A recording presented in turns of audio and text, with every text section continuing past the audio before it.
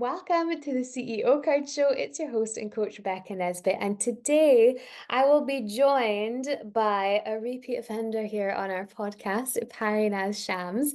Parinaz featured in episode 70. So if you want to discover who you are with her, then definitely head back to episode 70 and we will link it in the description. Parinaz is one of my close friends. She's also my spiritual mentor right at this moment. We have been working together for 2 months. So, this conversation is a lot about my journey that you maybe didn't already know, and more about how to really move through burnout and unfulfillment, which is really why I went to Parinaz in the first place, which you'll hear all about. Her insights are incredible. I am clearly biased because she's my friend and my coach, but this conversation is so special because it comes to a conclusion that you are not expecting. It is like so out of left field, and it is the missing ingredient in overcoming burnout and unfulfillment for good by truly, authentically, radically being yourself. And there is one missing ingredient, so stay till the end. And now let's introduce or reintroduce Parinaz Shams. Parinaz, welcome back to the show. Thank you. I'm so happy to be here. Oh my gosh, I am so excited for this conversation. And I think that the perfect place to start is essentially to ask you one of the questions that I asked before I came into working with you into your coaching program is how do you overcome feelings of burnout and unfulfillment? A really Yeah, I small remember start, small question. I remember like 2 months ago, you said when we talked on Zoom, you said so clearly, you tilted your head back and your eyes kind of went up and you're like, I'm just unfulfilled. I am curious, what did it feel like for you? What was going on in your life and in your body and mind at that time more specifically? Oh, she answers the question, folks. Let's get it. I had had a lot of success in the business. We'd transitioned models. We'd had a really strong start to the year. So I think that it's really challenging when you start to get all of those things that are on the vision board and that you've been manifesting, and then they're in your lap, and you're like, I thought I would feel differently. I Mm, thought it would be different from this. And it's not that I didn't still love what I did in some ways. It was just that there was a part that I just felt like, have I gotten it wrong? Like, is there mm, something that I am not accessing? Is there something that am just missing?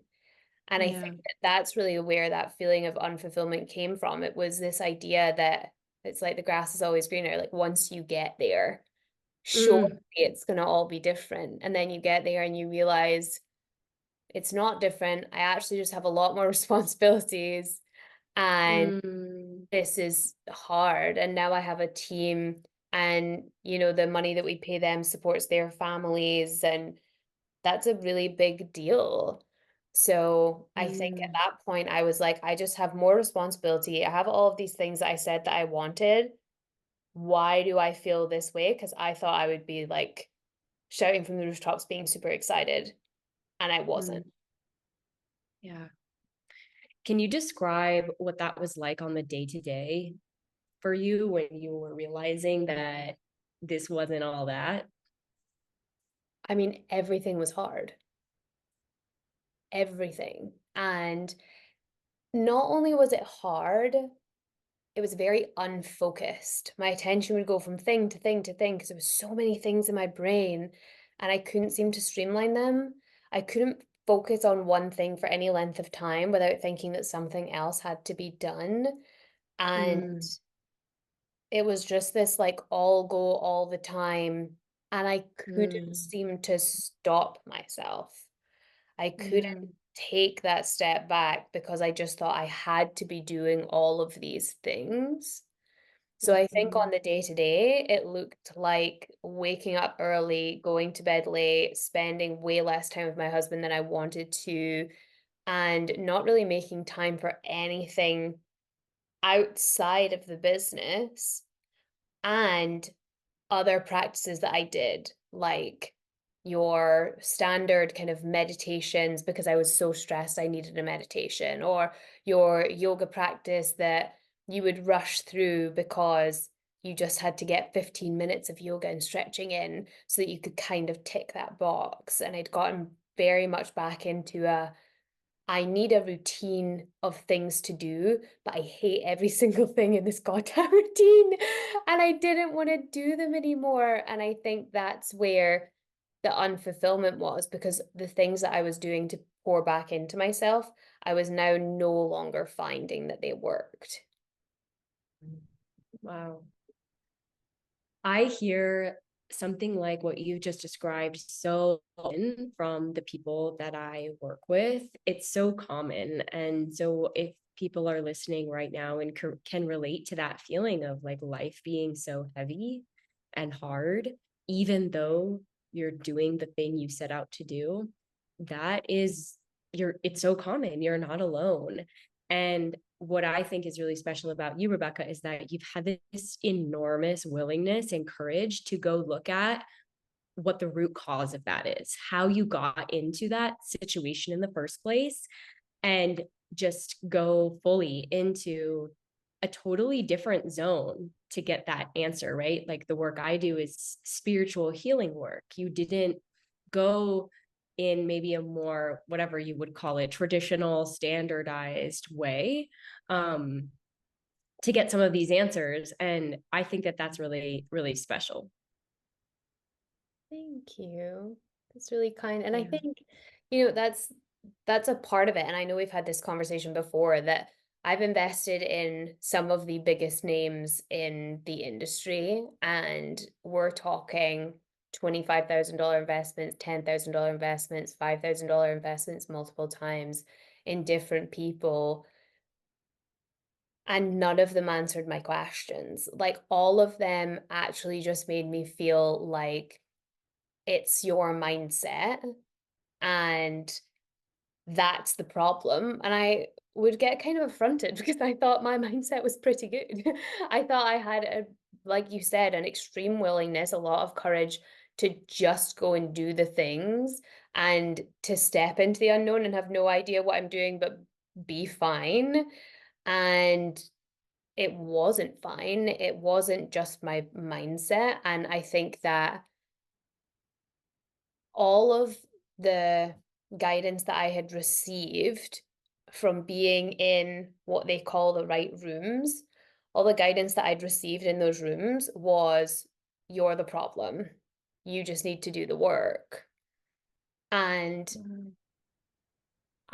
I can't understand that anymore. Like I can't connect with that person that used to sit in those rooms and take all the notes and be like, okay, it's my mindset. I need to wake up an hour earlier. I need to like get my exercise in. I need to do all these things, because when you do all of those things and they're not in alignment with who you are or who you want to be, then they don't count. Yeah. Yeah. And I think we see all of these people. There are some people who just make it their life's path to push and to force until something happens. And I think that there are a few people in the entrepreneur world who have done that. But to us, the people who listen to them, it seems like that's the industry standard. And it gets very confusing. We think like, well, they've done it. This must be the way. They're the success stories. And I just think that it's like, well, maybe they have attained some success, but something I say to myself all the time is nothing is ever as it seems. And so, do we really know? Do have we seen their tax statements, their bank accounts? Do we know what their stress levels are like? And I think something that really doesn't get talked about in those spaces, like you said, the rooms where that you're supposed to be in, quote unquote, they don't talk about what it feels like to force your way to monetary success. And I think you started to feel, correct me if I'm wrong, what comes with what internal price you have to pay if you just want to force your way there. Yeah, and I think I just got to the point where I wasn't willing to pay that price. And I love that for people if that's what they choose to do. Mm-hmm. I just believe that there is a very different way that not enough people are showing, that not enough people are talking about, where it is this concept of having it all, but having it all as it pertains to you as a person. It doesn't necessarily have to be, I have all of the things that society is saying I should have. It's having it all for you. Like having it all for me is not living in a penthouse in New York City. Like that's not for me. I love that for the people that it's for. But what is my having it all? My having it all is like literally hanging out with my husband and talking about personal development and business all day. That's literally my having. Like that just makes me joyful and learning about health. Like these are the things that just like excite me. So Mm-hmm. I can have all of those things. And Mm-hmm. yes, there is a process of business building along the way where you're probably monetizing one of those passions. Many of the people that listen to this show are heart and soul led entrepreneurs. They do what they do for a reason. Mm-hmm. So I do believe that, yes, there will be some element of stress with that, but it doesn't have to feel like you're empty because you're pouring everything into one bucket. And that's not what they're saying in the business programs, where they give you one module on mindset and how to avoid burnout. Yeah. I like, I love this because it's like you literally have done what everybody has said to do. You've shelled out the money, you've shown up, and if you're like, no, this isn't it. And I think that what I heard you just say, which is that part of why it's not it, part of why it's not really working for you and probably for a lot of other people, is because of what you just said. Without knowing it, so many of us are chasing an image of who we think we should be, and it's getting in our way. I think like when you set out to be an entrepreneur who is heart led, as you said, it's like you can feel that there's something in you that's meant for more, that has something important to give or to say, to contribute. And that force from within you is guiding you. But that voice that was your guidance can often become distorted when then you enter the game of entrepreneurship and you're supposed to be able to monetize it and put it in a clean cut bio for everybody, and you're supposed to get this recurring revenue that replaces your spouses, and you're supposed to do it in 18 months or less, and then the standards just keep piling up and piling up, and before you know it, you can't remember yourself, you can't remember your heart, and you just feel like you have failed. And it's that idea of who we think we should be that I feel like is really getting in our way. And I think you, Rebecca, have done an amazing job since doing this spiritual work, starting the spiritual work in this way with me, that you've done an amazing job of asking yourself that question. Like, who have I been trying to be? And then asking yourself the question, who am I really? Because I know that who am I really was a question that I came to that I was like, I don't know who I am. I literally went on a journey of like finding out my genetics to understand like who really am I genetically. And I think that's something that I've learned from you that I still have written on my whiteboard. I have this giant whiteboard and it says conditioning causes a loss of self. Yeah. And I I know that was probably just one of those things that, it just comes out and it's so true. And you maybe didn't even realize you'd said it in that exact way. But that sentence just like stuck with me. I have full goosebumps because that's absolutely accurate. And that's what we're really talking about is there's this perception of who we should be in terms of entrepreneurship, and conditioning goes so much wider than that, I'm aware. But there's this Mhm, idea of who we should be. And mhm, when we're trying to be that person, but it's not really who we are, that's the conditioning mhm. that's caused the loss of self. So we don't know who we are anymore. Yeah. Yeah. Um, did you know, like, did you know or have like a grasp of what conditioning was and how it was impacting you before you started this particular work and the program that you joined? I'm always curious to know that. I think I had a very basic understanding of conditioning, but I Hmm. believe that it's very much glossed over.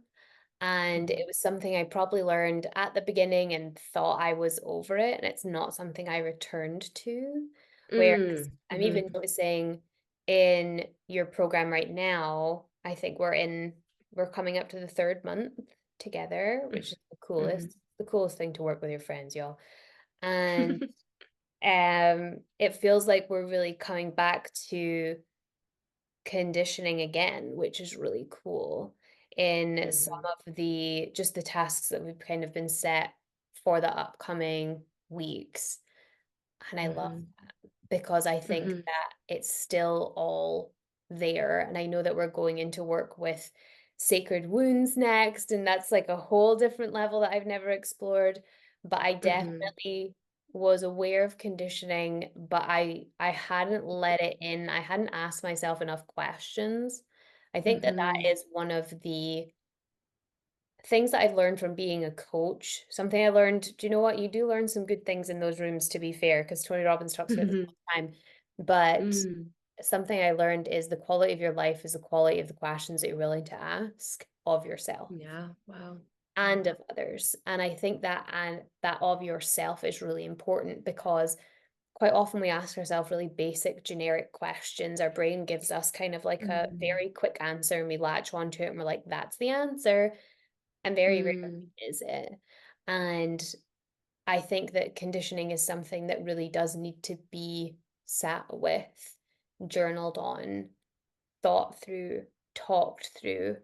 And that's why I believe Mm. that group programs are so powerful because you get Mm. an opportunity to not just work through it by yourself and think that you've done it. Like this is also the Mm. case with going to events and just journaling and not then talking it through with someone, as Mm. much as like your self-paced video programs, which there's nothing wrong with any of those things.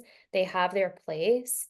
But for this level of deep work, Mm. I believe that having an excellent facilitator, which is what I believe you to be, Parinaz, just FYI, Mm. Thank having an you. excellent facilitator and having a community, a live community that actually meets live, I think that's really, really important for Mm. growth, for continued growth, and to really get to those levels that you don't want to go to yourself because it's hard and it's scary and Mm. you're nervous and there's 100 things that is in your way that is why you're not accessing the root Mm. causes of all of the problems that you're now seeing play out in your life if you're someone that's feeling burned out and unfulfilled. Mm. This is such an important topic, like the conditioning piece. And you're so right. It's misunderstood. It's not explored to much depth at all. And and it really is the key to unlocking the root cause, like you just said, really getting to that deepest level of clarity possible about questions you're asking yourself right now. Like, why is this not working? This being my business, this being my coaching program, this being my relationship, my fitness program. Why is this not working? And if you're someone who says, I've done everything right, I've done everything I've been told to do, why is it not working? Conditioning is getting in your way. It is the biggest barrier. And if you can figure out your conditioning, if you can unlock your conditioning, the things that have accumulated in your subconscious and in your nervous system over the course of your life and caused you to believe certain things and to sabotage parts of your potential, if you can unlock those stories and see them, then they will no longer hold you back. They're like obstacles that then you'll just be able to move out of the way and proceed beyond. But until you cultivate that conscious awareness, which is exactly what you're saying you've been doing, Rebecca, you just stay stuck asking yourself the same questions, paying the same people, taking notes on quote unquote mindset. But mindset doesn't mean anything if you don't clarify what part of mindset you're really trying to address. Like, it sounds like to me what you're saying in the programs you joined in the past, it's like one pre-recorded module on mindset. And it's like a lot of that stuff can feel very disappointing, leaving the person who's listening and in search of answers feeling like they're the problem. Because it's like, okay, here's some tips on mindset. Duh. And they often fall short of getting you to the root cause of why you're struggling. So I feel like it's important to say that to a lot of people who might be listening, because you probably are somebody who's tried a lot of mindset work. Maybe you've even invested, like you just said, Rebecca, in programs or mindset coaches. And it can sometimes just feel really disappointing. I know I have felt that way when I'm told, like, well, do these affirmations and they will work. It's like, what? No, they don't. So, anyways, conditioning is key. Absolutely. And I think that that leads us then, I think, very well into that first question is like, how do we overcome those feelings of burnout and unfulfillment? And I think that conditioning, like you were saying, is absolutely key. It's been key in my journey, and it sounds like in yours too, which is why you do this work. Mm-hmm. What else? Yeah. So I think that what the way I break it down, which you're now experiencing inside the program, Rebecca, is that this is happening on every level of your being. It's happening in your mind and your subconscious mind. And so bringing awareness to that through that first phase of the program, that's all about exploring conditioning. That's one piece to overcoming that burnout. The second piece is getting into the body, because the body remembers what the mind forgets. So your mind right now, your conscious mind, might not remember certain things that have happened in your life or certain remarks people made about you or to you. And yet your body holds on to an energetic memory of everything you have ever experienced. And that is fact. So I hear a lot of my clients say, like, oh, but that was so long ago. That doesn't bother me anymore.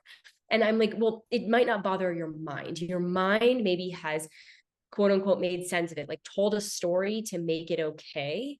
But your body doesn't feel that way. Your nervous system is still reacting. And so, a key piece in overcoming burnout and no longer feeling unfulfilled by your life is going into your body and somatically engaging the same concept. I've got to decondition my body. And what's really cool about this is that you don't have to become an expert in somatics or yoga or any of those things. As you know, Rebecca, I introduce those tools in the program.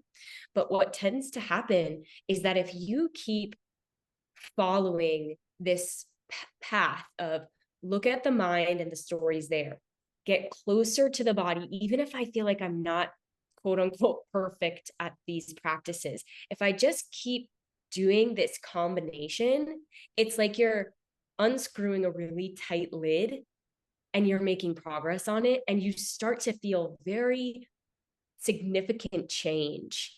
Even if you feel like, okay, I don't have this all sorted out, you can also feel that these tools are really working for you as you're learning the things. Yeah, absolutely. I mean, just to be a testament of that work, absolutely. And I love this conversation on somatics because I don't think that we speak about somatics enough. I think that people don't necessarily have an understanding of what it is. I certainly didn't, as someone who was a like who or is a yoga teacher. And Mm-hmm. um we think that somatics equals some kind of exercise. And when we exercise, it has to be really hard and we have to be, at CrossFit all the time. And I mean, I say this being a CrossFitter, which is really ironic, but we have this preconception of when we move our body, it has to be with a lot of purpose is maybe not the right word, but I feel like a lot of energy. It has to be high intensity for Mm-hmm. it to count.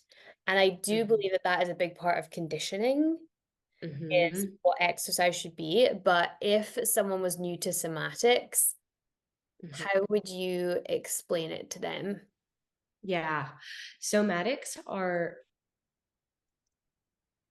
the conscious connection between your mind, your logical mind, and your nervous system. That's what somatics describe, that connection between the mind and the body. Now, somatic yoga, what I teach to people, is that tool to facilitate the mind and the body coming together in that conscious awareness. And for all the reasons we've just named, it's critical to get the mind and the body harmonized because you can do so much work on one of them and still be stuck. You can sit in therapy or in self reflection or joining these programs and still feel stuck because your body is not on the same level. Vice versa. You could be a gym rat at CrossFit 24/7, going to all the yoga classes, even. And if you are not looking at how your mind and your body work together, you'll struggle to feel change. And again, it's because the body holds a carbon copy receipt of everything your mind holds. So it's almost like you got to do it twice. You got to do it for the mind and you got to do it for the body. And it's essential. You can't skip it. And I really feel like this just gets looked over by ambitious people, hardworking people, because they're like, no, no, no, no, no. Like, I don't need to do all that. But I can tell a story of a client of mine who came to me because she was extremely burnt out. She was like, I'm going to burn this all to the ground. And she was also having extreme lower back pain. And she would say, I'm quoting her, I have this quote memorized. She's like, there were some nights where I would have to crawl to the bathroom because my pelvis and my back hurt so much. And she had multiple back surgeries, all of this, trying to figure out why she was in such crippling pain. Well, when we started together, she initially wanted help with kind of what she called the mental component, the fact that she was super burnt out and stressed. But what she discovered is that the body was in so much pain because there was so much being harbored mentally. And what we started to do was not just talk through her stressors, we got into all of those moments where the body, the lower back, the pelvis, where she held her pain, would that pain would be exacerbated when certain things were going on. And she never even had that awareness because none of us do. None of us connect those dots. But it's like, oh my God, every time I talk about my father's death from when I was a child, every time I go on a date with a man because my first sexual encounter was rape. It's like these moments in present day bring back the conditioned experiences from younger you, and your body manifests that memory through sensation. And it's oftentimes pain. So a lot of us, or if not pain, inflammation, or anything. It can be truly anything, but a lot of times it's pain and inflammation. So this is all to say, like, when you're on the path to achieving, there are some key markers that you are in the territory of burnout and unfulfillment, and a spiritual change is needed. One, your body is in pain, feels like it's breaking down on you, and you don't understand why your body is doing what it's doing. That's one. The other is you feel like I am doing everything right and it is not working, and you're blaming yourself. So it might be useful, but you tell me, Rebecca, to talk about, like, how does this become spiritual then? And how is this a part of, like, a spiritual path to healing? Because sometimes I know people say, okay, it sounds like you address your mind and you go to yoga classes. And some people say to me, well, I already go to therapy and I go to yoga classes. So what's the problem?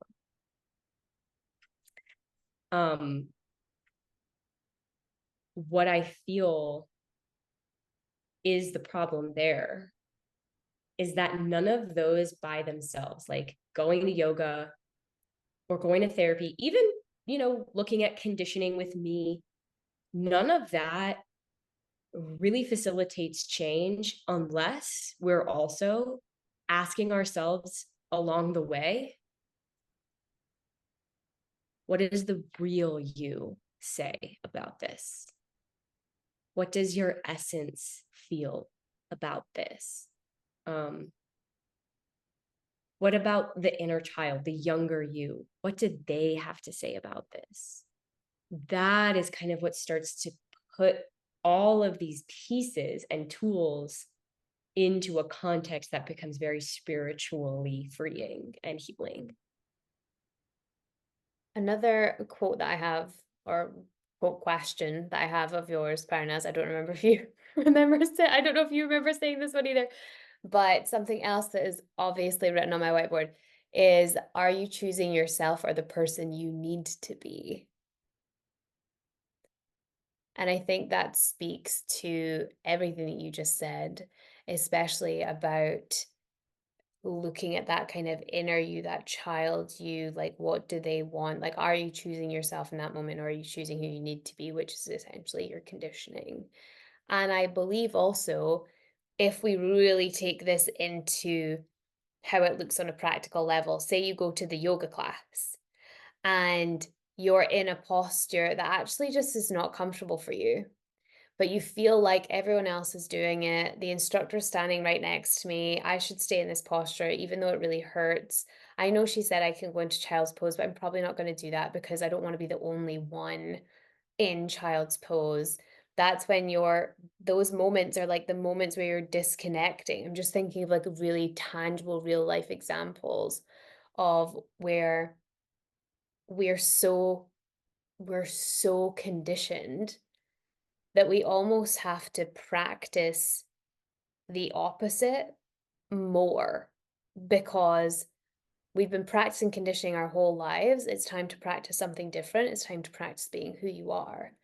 And I could talk to you about this literally all day, but I do want to hear where this is going next for you, because I know that we've spoken about before, you have your signature program. It's called Embrace Your Essence right now. It's the Courageous Comeback. It's slightly renamed. It's fantastic. It's one of the most incredible things I've ever done.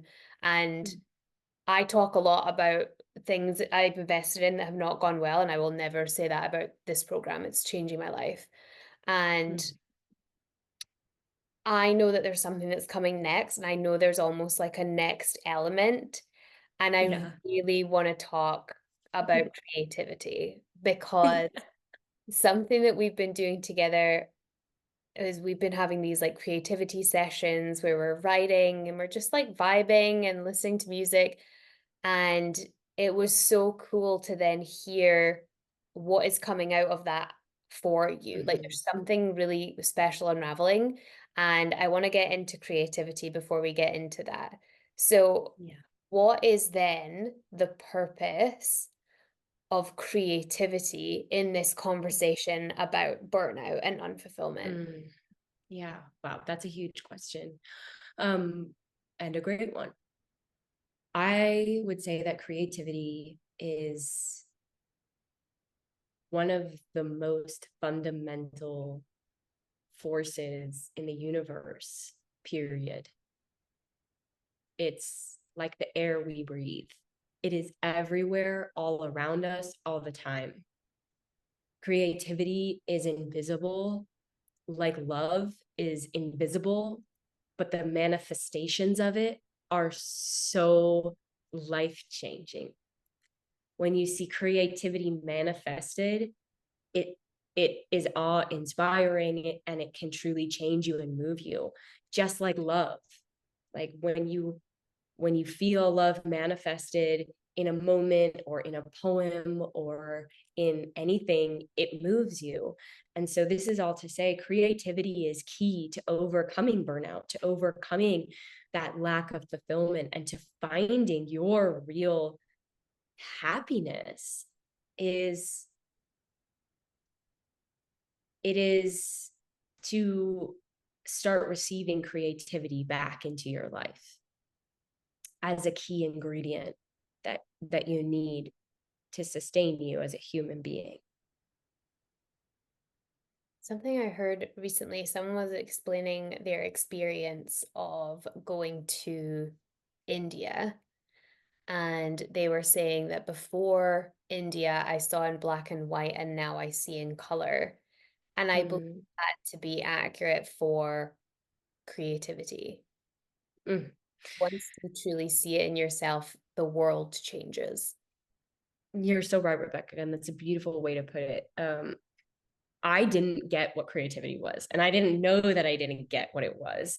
But I had this very narrow definition of creativity. I thought it was kind of reserved for like artists and poets, and I thought that like some people were creative, or some people maybe got like art classes when they were younger, and that like brought out their natural talent.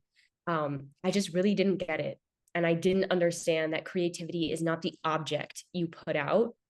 It is a an abundant resource flowing around us and through us all the time, ready to be cultivated and captured and channeled through you at any moment. And I had to learn this the really hard way. My business reached the point that we've just talked about for you about a year or so ago. And I literally felt like I could not keep going. And that's a really painful place to be for anybody. And I was terrified because I had my breaking moment on a retreat. It was the first day of a retreat that I was hosting, an 8-day international retreat. We land in Mexico and my eyes are welling with tears because I'm like, I don't think I can do this. I don't think I have the capacity to hold space for these people to have the transformation that they've signed up for. And I was so scared because I thought I was losing it all in that moment. And on that retreat, I discovered creativity in my rawness and my absolute fear. I had no choice but to surrender. And every night and every morning of that retreat, I started and ended my days in meditation, looking out to the ocean and the bright green foliage all around me, being like, that is the source. I feel completely empty. I don't know how. So please, source, fill me, guide me, show me, because I can't do it on my own anymore. And it was just absolute surrender. And then what started happening on the first day of the retreat, it shocked me. I have never had such a powerful retreat. I had people who have come on retreats with me for years saying, this is the best retreat you've ever put on. Like, how did you do this? And I shared with the group, I was like, you guys, this is, I'm learning a lot right now. And when I can, I'm going to share it with you too, because this is this is huge. And so this is all to say, a year later, I have started to understand, well, over the course of this year, I've been understanding more and more that creativity is how you're going to finally deprogram the hustle, the force, and the push mentality and nervous system programming that has you burnt out and unfulfilled. It's like that final eject button. That's amazing. Thank you so much for sharing. I was so in that story. Oh my God.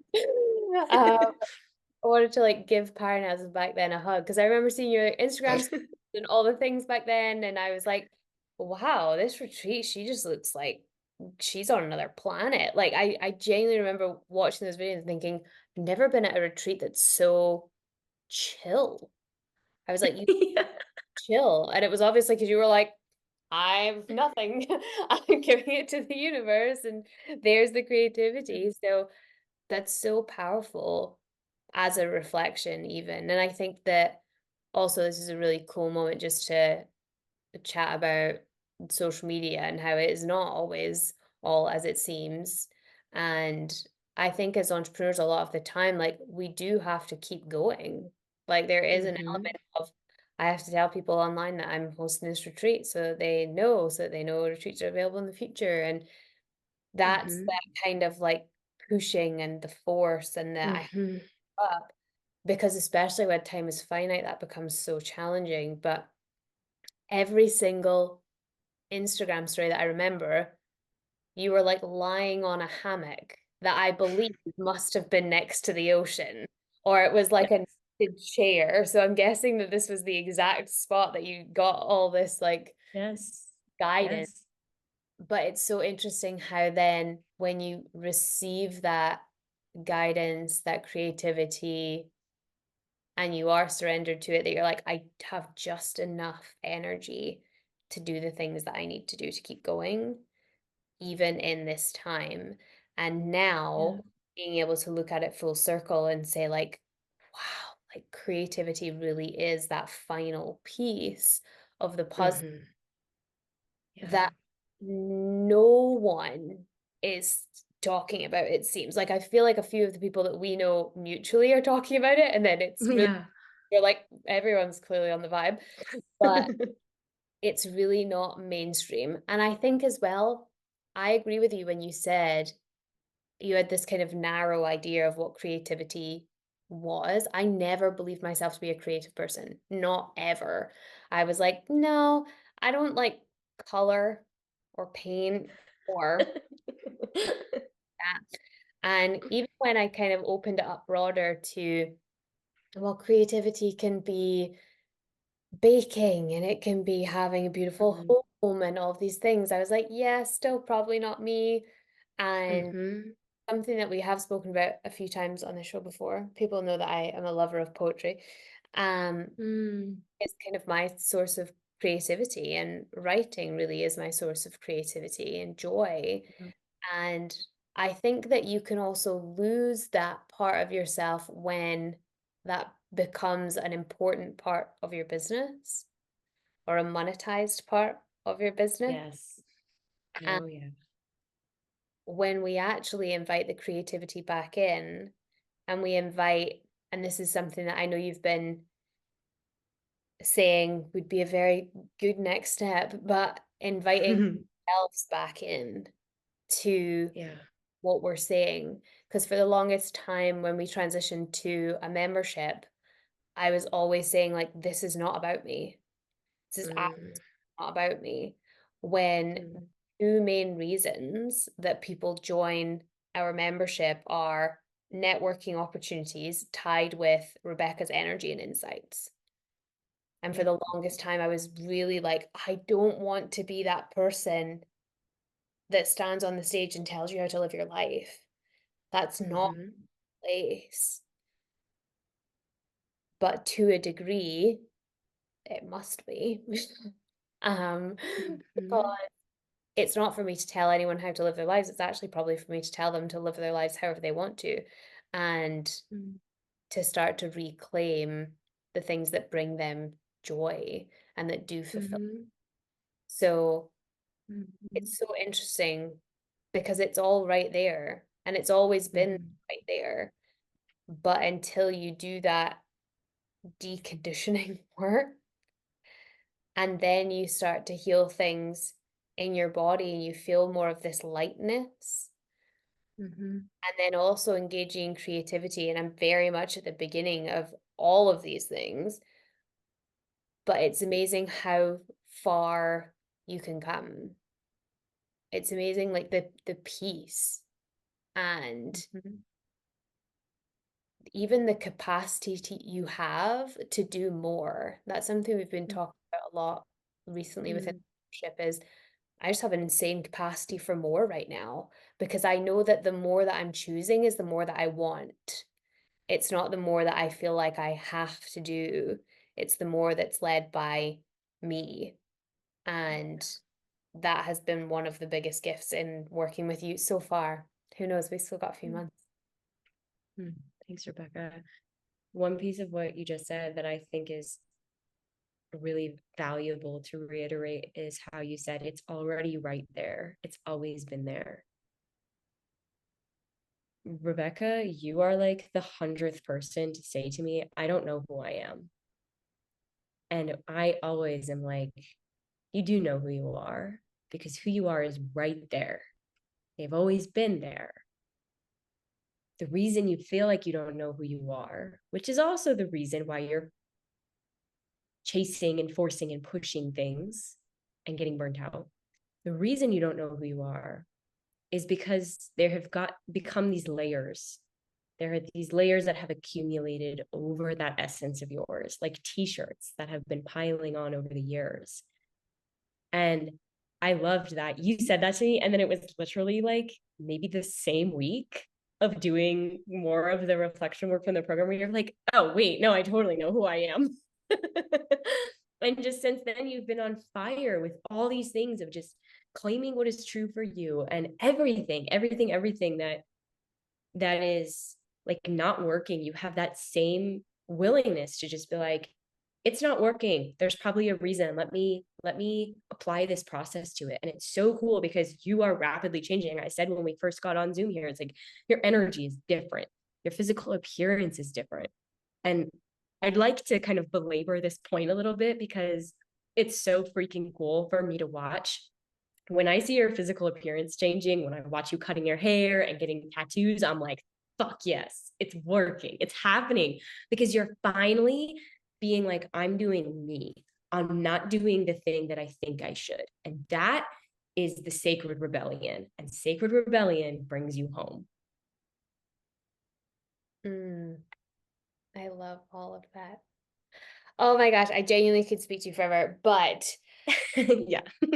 hear a little bit more about what is coming up for you in business because I know that Mm, you have a new offer coming, and I think it's really important. mm, It's important for me to give you space to speak about that because that's what we promote within the CEO crowd. That we're very mhm. much for you absolutely should be speaking about your business in a way that is so powerful and with excitement and joy because there could be someone listening that really, really needs it. And I know that, I mean, we were friends before, but I remember being on a call with you and you were just like, I just feel like you really need this and that everything you're saying we cover.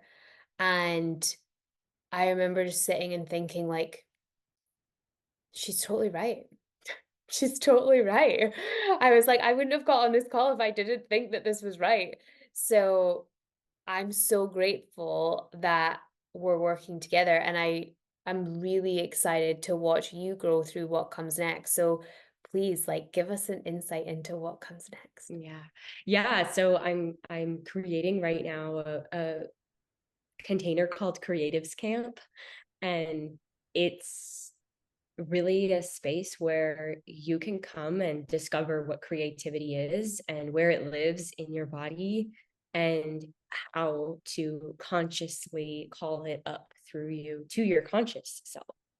so that you can use it as this guiding force in your business or your life, however you want it and need it to flow.